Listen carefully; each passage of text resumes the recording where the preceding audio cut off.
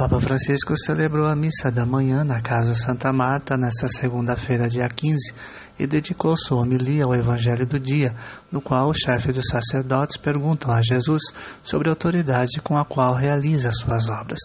Essa pergunta, explicou o Papa Francisco, mostra o coração hipócrita daquele povo. A eles não interessava a verdade. Queriam só os seus interesses e deixavam levar pelo vento. Agiam como bandeiras, por aqui e por ali, todos sem consistência. Corações sem consistências negociam tudo: a liberdade interior, a fé, a pátria, menos a aparência. A eles importava apenas sair bem das situações.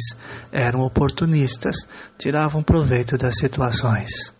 E a propósito da disciplina rígida, Papa Francisco comentou que quando era criança, Papa Pio XII nos libertou daquela cruz tão pesada que era o jejum eucarístico.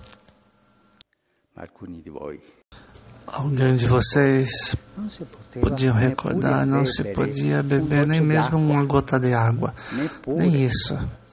E para escovar os dentes, se devia fazer de tal modo que a água não deveria ser engolida. Mas eu mesmo, quando jovem, fui me confessar. Fiz a comunhão porque acreditava que tivesse engolido uma gota d'água. É verdade ou não?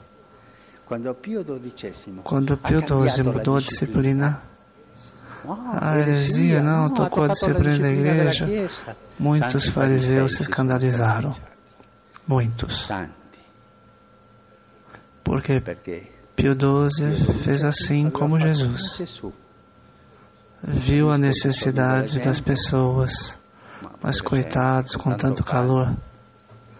Esses padres que celebravam 3 missas, a última 1h, depois do meio-dia, em jejum. A disciplina da igreja. E esses fariseus eram assim, a nossa disciplina rígida na pele.